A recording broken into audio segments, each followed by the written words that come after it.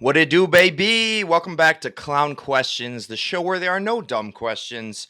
I'm your host, Matt K. Maurer, and today I'm asking, who's next for the Hall of Fame? I'll attempt to answer that question and a few more questions on today's episode of Clown Questions. Who's down to clown?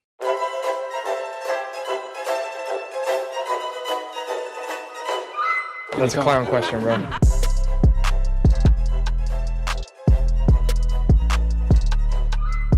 So, who's next for the Hall of Fame? I initially had this story a little wrong. I saw the headline that said the Hall of Fame wait has been decreased from 5 years to 1 year. So, I was like, immediately, I'm like, damn, Tom Brady's getting in the Hall of Fame next year. That's great. I forget who else retired. Aaron Donald, Hall of Fame next year. No, I had the story wrong. The wait was changed from 5 to 1, but only for coaches. So who's next? Tough for me to say because the 1 year waiting period only applies once you retire. And the two coaches we have in mind have not officially retired yet. That would, of course, be Pete Carroll and Bill Belichick. So I don't think either of them want to retire. I think both of them are serving advisory roles at the moment. I forget for what teams, but I mean they're like kind of shadow coaches up in the booth, up in their pearly white offices, or whatever. But yeah, it's got to be one of those two guys who's next, but they got to retire. But maybe this gives them incentive to retire now. Throw that gold jacket on, become part of the exclusive Hall of Fame club. Oh dear, is there a spider web that's from the ceiling to my camera? I hate spiders. I hate bugs. They scare me. Um, Probably because I'm not going to say that word.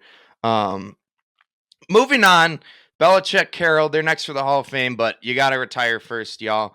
Them's the rules. But let's keep talking football. What's new in the NFL? I think the biggest headline for me here out of the NFL, and I'll get to some more later. Obviously, there were some guys who got paid, some holdouts that were ended. But I'll start with this. I saw the headline Drake May was competing with Jacoby Brissett for the starting job. And that kind of surprised me. I thought they would kind of throw Drake May out there. They did it with Mac Jones, but maybe that's why they're not doing it, because they saw what happened to Mac Jones, who is now a Jacksonville Jaguar backup. But evidently, May lost the QB competition because Coach Gerard Mayo actually named Jacoby Brissett as the Patriots starter.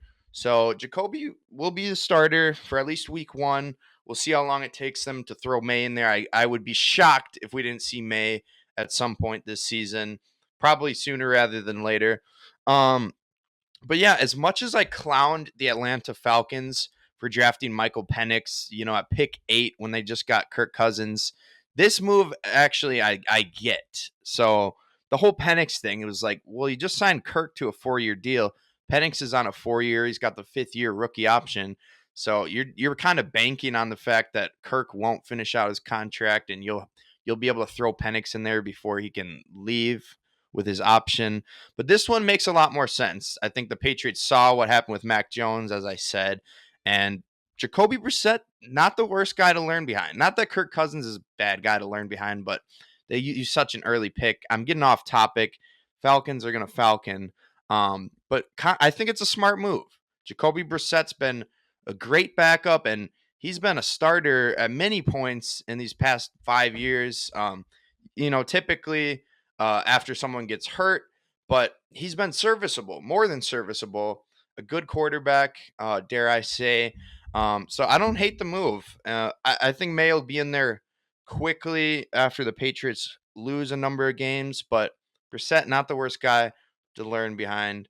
I keep talking in circles. Let me take a sip of this caffeine and try to get back on track.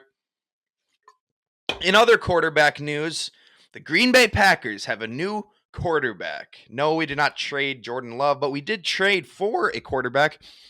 We traded for Malik Willis of the Tennessee Titans, Liberty legend in college. Very interesting move. Maybe the most random trade ever. I just thought it was interesting. We had Clifford, who was a rookie last year. We had Michael Pratt, a rookie this year. But neither of those guys made the 53-man roster. Malik Willis did, which I thought was interesting. You're going with him as your backup when he's been here a week or two. He's not going to know the playbook as well as Clifford or even Pratt for that matter. But I actually talked about this with senior football expert Dr. Jones, and he kind of said, well, they have the 53-man roster, but I forgot about this last year. They added a rule where you can have a third emergency quarterback. So I guess Clifford's going to serve as that third quarterback. But if Love gets hurt in Brazil, they still have to go to Malik Willis. They're not allowed to grab that third quarterback until both of your quarterbacks get hurt. So Willis would have to get hurt after Love gets hurt for Clifford to be in there. So just kind of an interesting move for them. But, love Malik Willis. Hasn't had a lot of success passing in the NFL, but we all know he's got the legs. He's a dynamic runner. And it'll be interesting. I'm thinking we'll probably see some wildcat packages. I think we'll see Willis whether or not Love gets hurt. So that'll be interesting. It'll be fun. Um, Love's an okay runner, but he's no Malik Willis. So I'd love to see some wildcat, maybe some trick plays with Malik this year. But hopefully he doesn't have to play much because in Love we trust, of course. Who Someone that's very trustworthy, at least to Golden State Warriors and to all of America, Team USA, is Steph Curry. And I'll ask the question because he just got an extension. Is Steph Curry overpaid? Um, Maybe. I don't know. Curry just signed a 1-year, $62.6 million extension. 62 and a half big ones for Steph Curry. Well deserved. I don't think he's overpaid. I would argue like the $62 million sounds like a lot. It is a lot. But I wouldn't say he's overpaid in relation to the market of professional athletes, of NBA players. I would more so argue maybe all athletes are overpaid. Anyone making $63 million, anyone who makes $63 million is overpaid. That's way too much money for a person to have. But after dominating France and Serbia and others, Steph Curry, well-deserved extension. He's Golden State's hero, their greatest player of all time, the greatest shooter of all time. So, like I said, inflation, uh, inflation probably caused this number to get up to 63 mil. But it's deserved. It's the same thing as paying LeBron 45 million. Yeah, he's not as good as he once was, but it's like you got to pay your stars. You got to pay a top 15 player of all time. Curry, I don't know. Is Curry top 10 all time? Next week on Clown Questions. Well, let's keep talking some basketball. The basketball people really care about the real basketball, as that one misogynistic announcer said that one time. That was horrible. They were talking about they were showing like women's basketball clips, and then they had to switch over to some men's basketball highlights, and he's like, and back to the real basketball. I don't know if that guy got fired, but damn, dude, that's fucking racist. I mean, sexist. Damn, this rock star energy got me pumped, got me amped. Sponsor me, Rockstar. No, I'd rather be sponsored by Dos Equis. What am I doing here? I'm trying to talk about women's basketball. Who is the ROTY is the question. Who is the rookie of the year? If you're unfamiliar with the term ROTY, we obviously have two options. I feel like I've asked this question 3 or 4 times on the show already, but I'll ask it again because we have two rookies that keep breaking records. And they're not even breaking rookie records. They're breaking WNBA records. They're breaking records that Diana Taurasi and Candace Parker didn't even touch. And did Cheryl Miller? Cheryl Miller had to play in the league if she scored 100 points in a game. But off topic, who's the ROTY?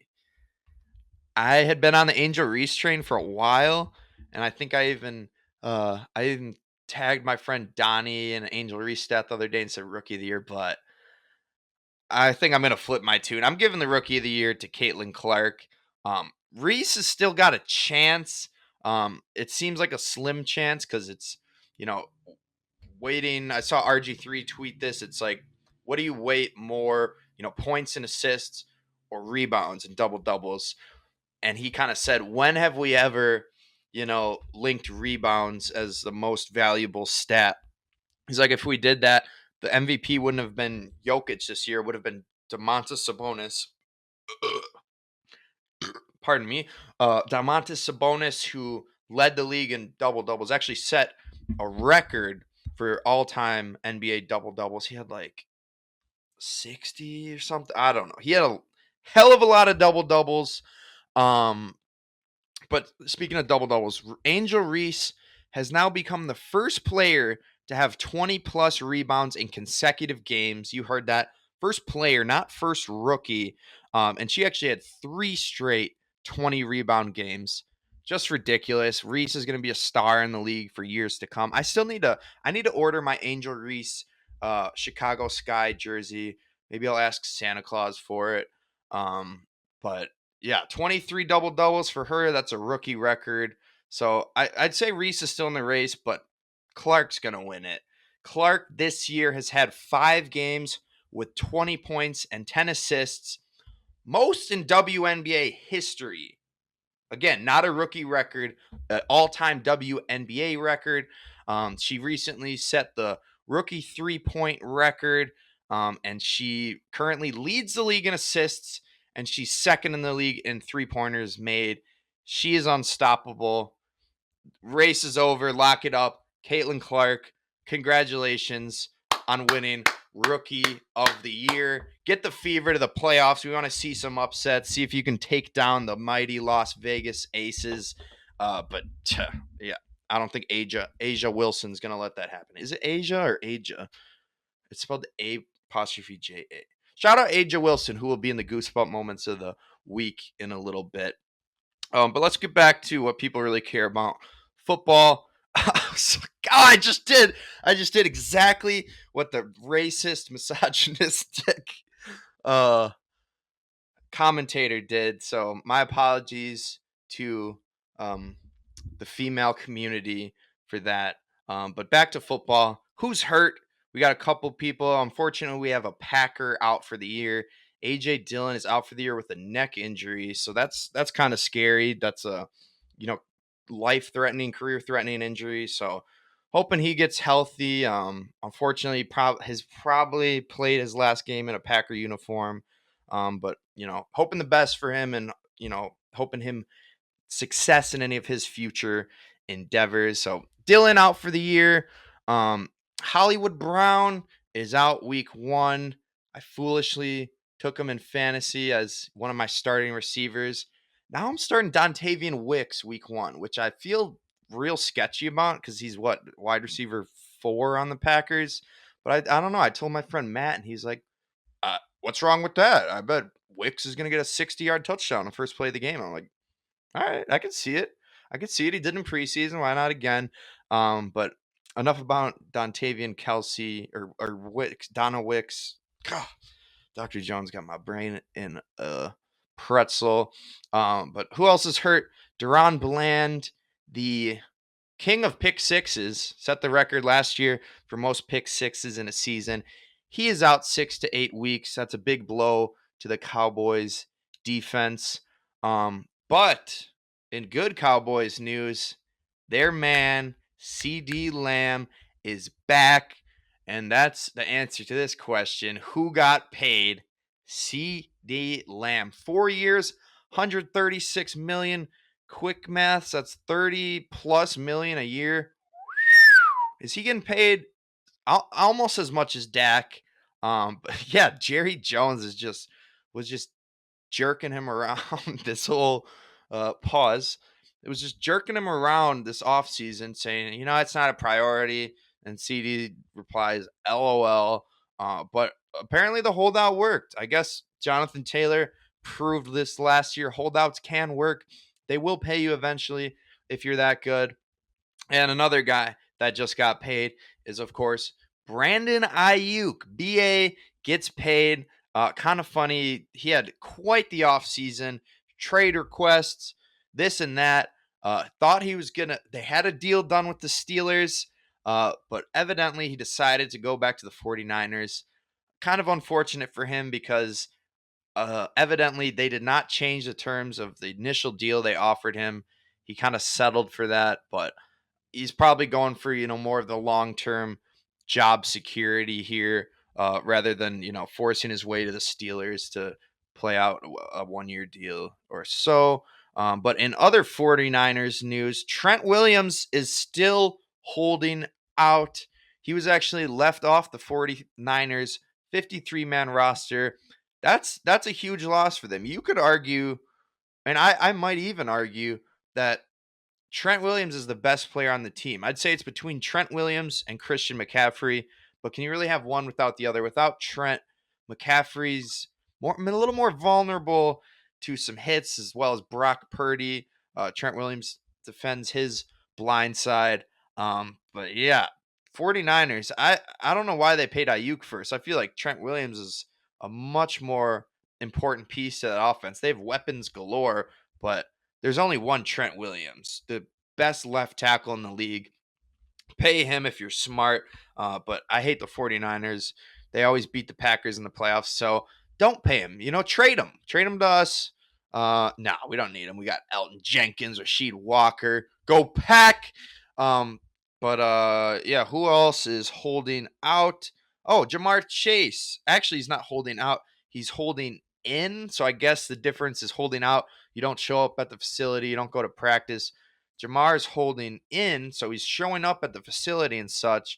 Apparently, the media was told he was going to practice, and then he showed up in flip-flops and street clothes. So kind of weird.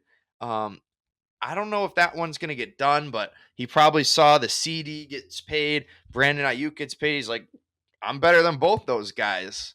I'm always fucking open. There's $1 for the F-bomb jar. Thank you, Jamar Chase, for that. But yeah, Bengals, they had some disputes with Mr. T. Higgins. Great player, but Jamar Chase, much better player. Pay that man. Burrow's probably best friend in the world, has known him since he's at LSU. So if the Bengals know what's good for him, they'll get Jamar a deal done. Let's get to first year interruption. This week we have not a funny one, but a very interesting one. We had some accusations levied against the Alabama football program. And I hate Bama, so I'm always for denigrating them.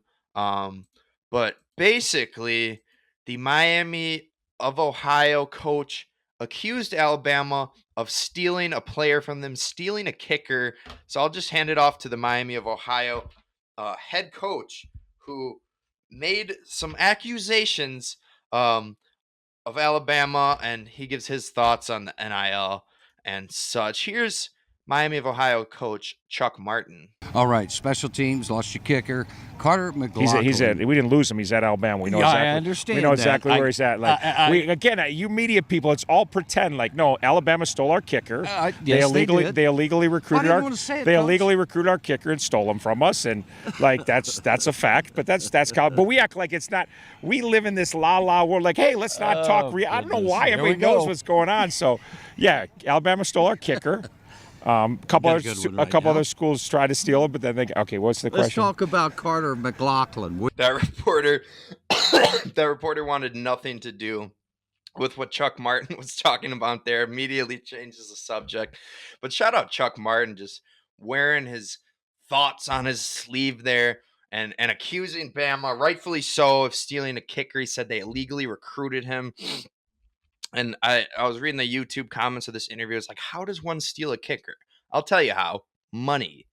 You can't explicitly pay players yet. We haven't gotten to that part of the bylaws and the new rules yet. I don't know why I said bylaws. It's just because I've been watching Suits. But yeah, we haven't gotten there yet. But clearly, Alabama offered the kicker some money, probably in the thread of an NIL deal. But yeah, that's tough for Miami of Ohio. Their kicker's gone. Bama's got him. Screw Bama. And while the Badgers struggled, I keep burping, y'all. My bad. But y'all, even though Wisconsin looked terrible against Western Michigan, the 14-point win was not. It was not that, we did not win by that much. You know what I'm saying? Like, we won by 14, but it was a lot closer than that. But I don't care. I don't care. We want Bama. The Badgers are going to get them. We're going to storm the field. I'm going to that game paying a lot of money, and I'm going to be depressed. No, we want Bama. We're going to win. Yeah, just trust. Just trust. Let's get to our new segment, upset of the week. I'm going to give you my upset of the week. This one's I'm kind of cheating here. I'm going to pick the Notre Dame Texas A&M game. So it's number 7 Notre Dame against number 20 A&M. Texas A&M is at home in College Station, so they're actually favored to win the game by 3 points. So this is an easy pick. Give me Notre Dame +3. Is it really an upset, though, if the number 7 team beats the number 20 team? I don't know. According to Vegas, it's a slight upset. It's a field goal upset. But yeah, give me Notre Dame +3.5. Or sorry, Notre Dame +3. Shout out my Auntie Julie, who coined the F-bomb jar and who is one of the fighting Irish. She went to Notre Dame. So shout out Aunt Julie. But yeah, this is an easy pick for me because in front of all the Aggie fans in College Station, Lee Corso with a headgear pick. Well, it wasn't really a headgear pick. He had the full ensemble. Lee Corso was of course, picking the last game there at College Station for College Game Day. Lee Corso came out dressed like a leprechaun. He's doing the Irish jig and such. So easy pick for me here. Give me Notre Dame. Not really an upset, but an easy pick. I ride with Lee Corso. That's my man. I hope Lee Corso. I don't know. I hope he gets Neuralink and they can keep him on. Keep him on game day for another decade. But yeah, shout out Lee Corso, Lee the legend. But let's finish out the show here with the Goosebump moments of the week as I awkwardly untie my headphones. Let's get to the Goosebump moments of the week. Of course, we have 10 of them, as we do every week. Number 10, we have Michael Harris II and the Braves walking it off. Michael Harris. Ground ball. Abrams has it. Let's go! The Braves win it! Somehow, someway, Atlanta, shorthanded, keeps getting it. Number 9, Leo Rivas with a walk-off single for Seattle. And here's Leo Rivas. There it is, ball game. Leo Rivas, everybody, wins it for the Mariners, 6-5-10. First win in the initial voyage of Dan Wilson as Mariners manager. Number 8, Nolan Arenado walks it off for the Cards. Looking for a game-winning hit here. Ground ball up the middle, base hit. Here comes Mason.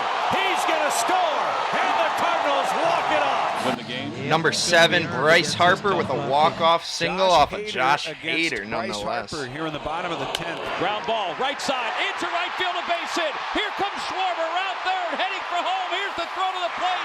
Not in time! Bryce Harper wins it. Here in the bottom of the 10th inning, 3-2. Number 6, Yasmani Grandal's walk-off homer raises the Jolly Roger. And a drive to right center field, to the wall, and it is gone! Clear the deck! Cannonball coming! Walk it off! Raise the Jolly Roger in grand fashion. Number 5, Jackson Merrill with a walk-off dinger. Man, this kid's good. Jackson Merrill would hit late home runs to get them there. High drive, deep right field. Merrill, madness! Walked off, and Petco.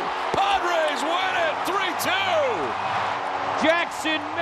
his second walk-off home run of the year. Number 4, Addison Barger with a walk-off homer. One pitch after he just misses a walk-off homer. He just missed the walk-off homer. And now he swings at the next one and drives it. This one's gonna stay fair. Ball game!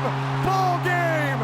Addison Barger goes back-to-back with Joey Loperfido, and the Blue Jays young stars walk it off. Number 3, Aja Wilson with a buzzer beater to beat the sky. 1.1, looking for Wilson to put it up. Beats the clock. Asia, the game winner, to walk it off for the Aces.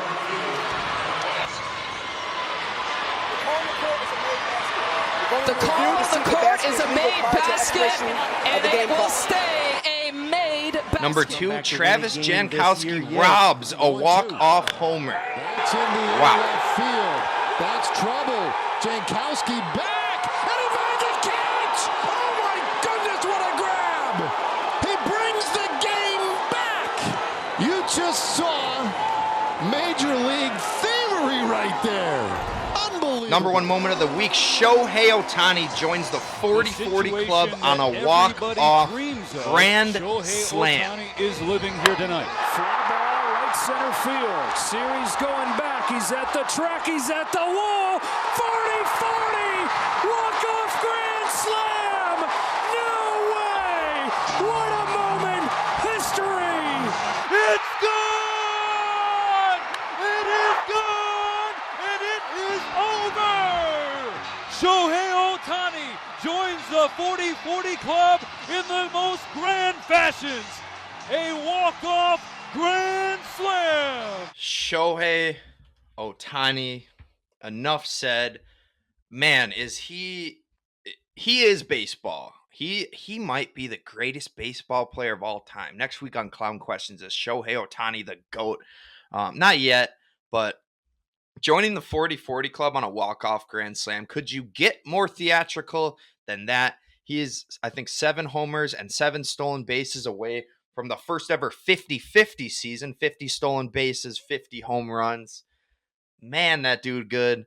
Yeah, he might be a gambler, but he's the best in the business. He's the best in baseball. And after he hits that walk-off grand slam, the next day they saw him, warming up in the bullpen, pitching. Maybe that Tommy John's getting a little better. How's that elbow doing, Shohei? But yeah, I didn't talk about baseball at all, but there was baseball in the Goosebump moments of the week. So go Brewers. We're up a bunch of games. Magic numbers at 17 to win the division, but I want the 1 seed. Yeah, maybe that might be a little fortuitous. Is that the right word? Whatever. Let's end the show with a pick. It is Saturday. It is college football. I stupidly am I should have recorded before, today, so I could, talk about college football a little bit. So it is Saturday, but we do have a college football game tomorrow on Sunday. So I'll give you my LSU-USC pick. They love their acronyms there. LSU is favored to win this game by 4 points. It's LSU -4. But my pick is going to be USC +4. Only one of the pickers on College Game Day chose USC to win the game. But I'm picking USC to win, or at least to cover. And to all the pickers that went with LSU, I'd like to say, in the words of legend Lee Corso, not so fast.